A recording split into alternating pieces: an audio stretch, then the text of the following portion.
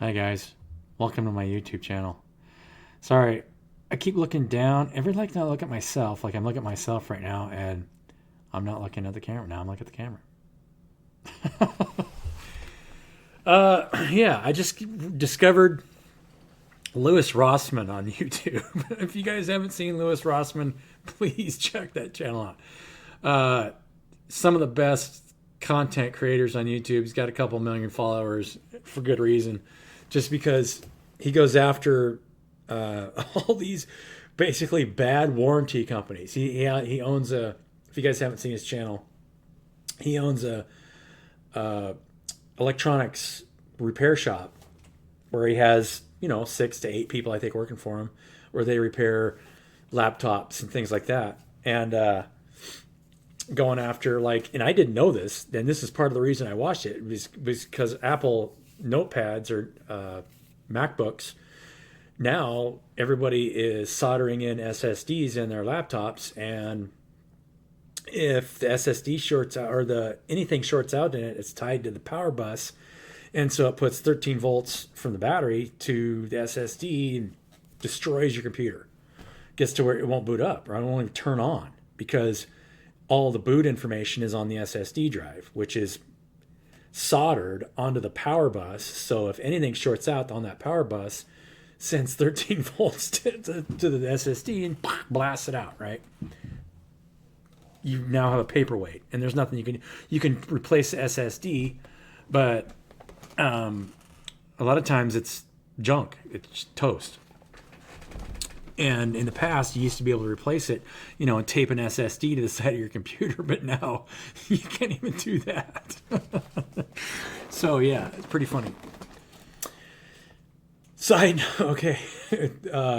If you guys haven't watched his channel, that guy is a kick, and actually, very self-aware, pretty self-aware guy. Thought said something interesting on one of his. I watched a couple videos last night, and said something really interesting about how he realized that his YouTube character.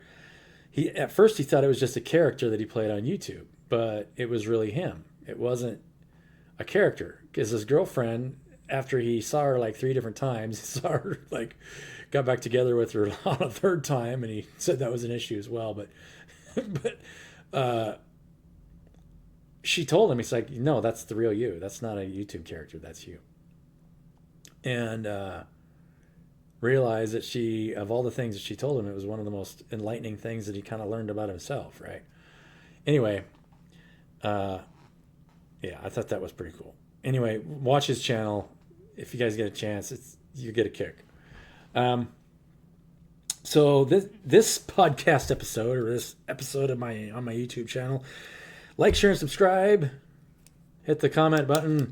Say, hey, I really like your channel, or I don't like your channel. I didn't know this till I watched his channel. You don't get to see your downvotes. So, if all of you guys are giving me thumbs down, I have no idea. I don't see it. So, if you do give me a thumbs down, leave it in the comments. Why didn't you like this video? I don't care. I mean, right? And it's actually one of the purposes behind this video. Adverse reactions to your environment. I'm going to give you an example. And this has really deep issues surrounding healing, self-healing, and the ultimate journey we're on self-healing. And it even has a lot to do with fasting, meditation, and fasting. So practice non-reactance to your environment, right? We're not reacting to projections in your environment. Well, that's the basic meditation practice, right? Because if you're reacting, that's going through your thought process, and you're actually having a negative reaction. It's always if you can react positively, you can react negatively, or you can non-react, right? Not react at all. You might call it a positive reaction, but if you detach from the energies projected, then that's a non-reaction. Every trauma in the body is an adverse reaction in the body, right? It could be a physical ailment, right? It's like You could say a knife wound is an adverse reaction to the body, right? Your environment created an adverse reaction to the body. Now, if you look at the purpose behind a knife wound, 99.9% of the time, there was a conscious internal reaction before anything took place that physically manifested in the body. I'm going to give you an example that's a simple example that it has a lot of far-reaching implications once you understand what I'm saying here. And I'm going to use my dad as an example. He doesn't mind. I love my dad. My dad was ADD from a young age, but he was born 1944, and they didn't talk about attention deficit syndrome when you're in the 40s, right? So my grandma actually took him to the University of Idaho and said, hey, we're going to need to look at dad because he couldn't focus on anything. He was just bouncing off the walls, right? And wasn't hearing what you were saying. He was always stuck in his head for that reason. So, if you've got attention deficit syndrome and you're constantly focusing on something else and your mind's going all the time in the background, not able to focus on any one thing, then to them, it just looked like he had a slow mind. And that's what the psychologist told her when she took him in. Your son has a slow mind. And so they just, it's Billy. So, because of the negative projections from his environment that caused, the fact that he had attention deficit syndrome, created a lot of fear, anxiety, negative thoughts about himself, which created internal anxiety, a lot of demons, right? A lot of energetic attachments that could feed off of you. And when that happened, it created a bad eating habit. So when he got married to my mother, she loves to cook. And so, we would eat, when I was growing up, we would eat plates of spaghetti. We'd probably eat spaghetti like 4 times a week, right? And so, stuffing your gut with pasta or 2 heaping plates of spaghetti every 4 nights a week is an emotional attachment, right? Just piling it in, not realizing that it's an unconscious reaction. You're having an adverse reaction to thoughts about yourself, which are manifesting itself in the physical actions that you're stuffing your gut, right? Trying to put something in your gut because it's empty, because you don't have the confidence, you don't have the it's like a lack in the energy center of your this is not your sacral chakra, right? What's your I don't know, it's your 3rd chakra, whatever you call it. It's not sacral, it's root, sacral, and what's the 3rd one? Well, your confidence is bound, right? If you have no self-confidence, then you're just that's what creates that emotional state and a lot of fear and anxiety. So that kills your pancreas, right? Kills your gut, because your pancreas die because it's constantly producing insulin, burns your pancreas out, results in diabetes. Well, diabetes puts you in a state where you have to constantly worry and regulate your blood sugar because now your body can't regulate it. That happened because of that. So what's the root cause of diabetes then, if you do that to the body? The root cause isn't the eating. The root cause is the adverse reaction that you're having internally from your environment that you're in. Now,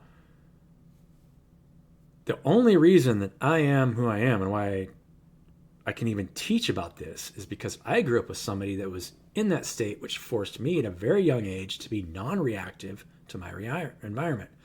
Imagine being around somebody who was so on edge that you didn't know if they were going to fly off the handle and completely lose it from one minute to the next. It's like walking on ice, right? Most tarot card readers, most healers grew up in an environment similar to that growing up, different versions of that, where you had to get to a place where you were so non-reactive at a very young age.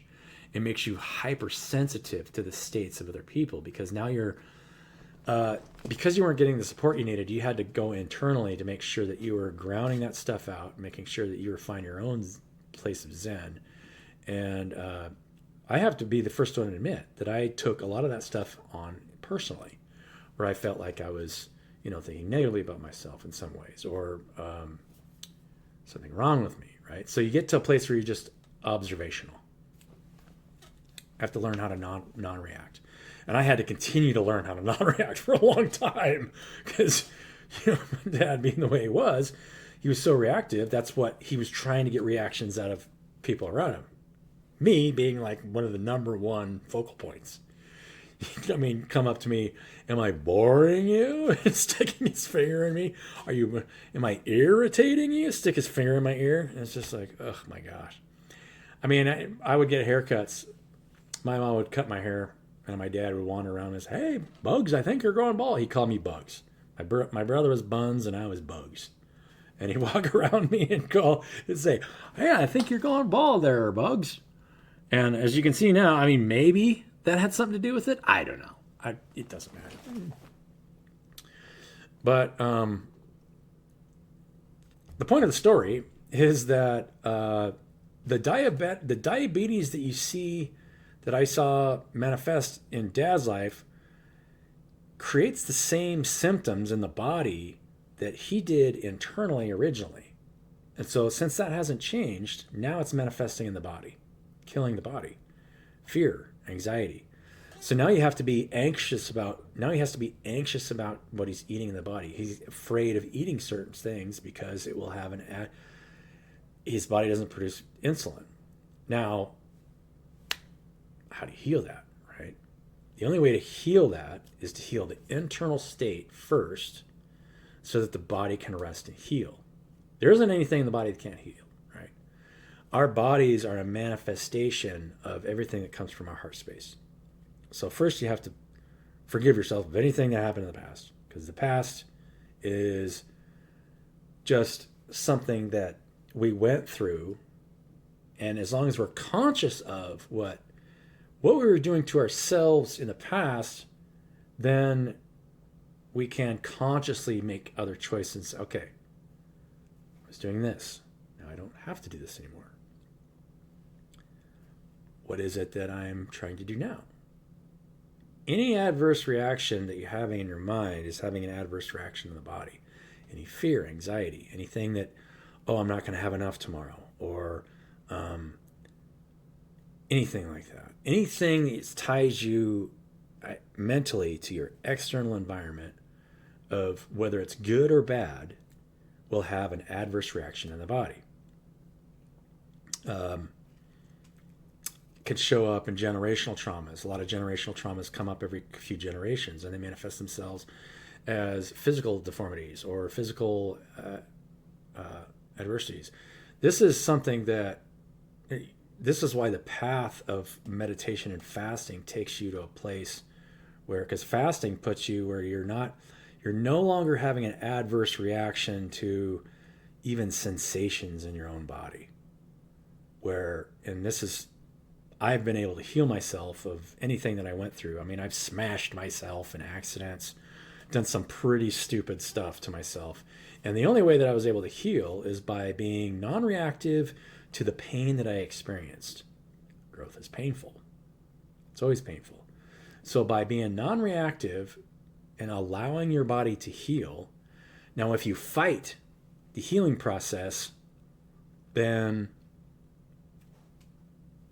you're having an adverse reaction to the healing process. Why are you fighting it? Right? Just let go. This is why the state of surrender is so powerful when you really understand it. Because we're immortal beings. There isn't anything that isn't immortal. It's just not self-aware.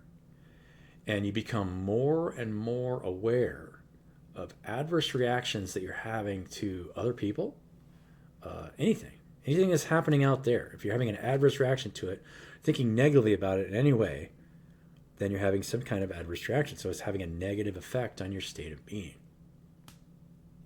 Why? It's just a growing organism. It's just every single thing that you see and experience is learning about itself. There's nothing wrong with that, right? So, yeah. So what else is there? I mean, if everyone is whole, you know, eventually there's really nothing to sell to one another, right? You're just learning about yourself. Now, I can, there's always opportunity for growth and being open to receive. And this is the healer's journey, right? When you really understand the deeper states of healing and be able to offer that to somebody else and how to teach them how to heal themselves. Because each and every one of us have the power to do it. There's just a process to do it. The way, right? A way to do it.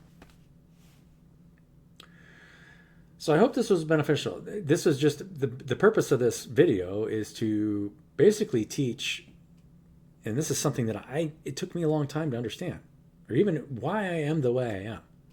Because a lot of people say, oh, you don't look that old. I'm 49, I'll turn 50 in February. And everybody just, like, I tell somebody, oh, my daughter's 32, and they look at me like, oh my gosh, really? And I say, well, yeah. What's the matter with that? Can I have a daughter that's 32? And then, oh, I just didn't think you were that old. I'm like, well, how old do you think I am? I mean, I'm not that old. You know, I don't want to be that old. I mean, one of the keys of being young is to be willing to keep learning, right? And so the more awareness you have within yourself, the more you open yourself up to getting downloads of information, and the more sensitive you'll be to the energy of other people. Yeah. So, what else do I have to say about that? I guess I just don't think I have more. It's important, that the internal state manifests itself on the outside. So ultimately, my whole idea is to manifest a living organism, the way that we connect ourselves in the way that we never, place ourselves above one another. We're working together to create something. But the creation process has a lot less to do with what's healthy for us, other than the ability to create that internal state of being, right? That's the most important thing. Because if you're not unhappy with what you're doing, whatever you're creating for yourself or other people, if it's not creating the internal state of being that's you need it to get to a healthier state, then stop, go reverse, right? And so in a lot of ways, the system that I was trying to put in place is a manifestation of the internal state, where we make sure we're valuing and empowering each other in the right way, where we're not placing our burdens on one another, where we can enjoy each other's creations instead of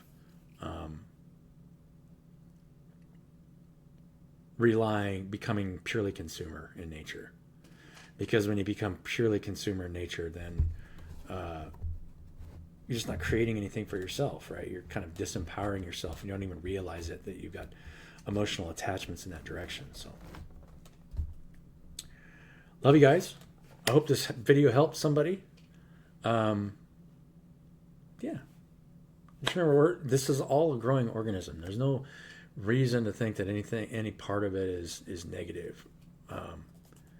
I know that I've heard people say, everything ain't love and light, but when you see the bigger picture, it really is, right? There's always giving and receiving, but there's nothing negative about either aspect. If you think that one side's worse than the other, or whatever, you're kind of fall into unconsciousness, because we're a two-part, we're a two-part being that's whole. Giving and receiving is a part of nature. And if you don't give, you won't receive. And actually, you're always giving. You just don't even realize if you're not giving anything, you're not receiving anything. So I guess that's all I have to say. Let's get one oracle card. See what the oracle has to say. The divine oracle of the universe. Oh, spirits of the unknown.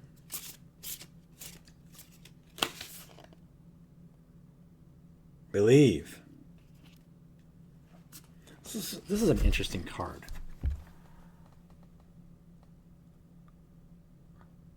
Believe. What do you believe? Do you believe in yourself? You believe in your power to heal yourself. You believe in your power to teach others how to heal themselves.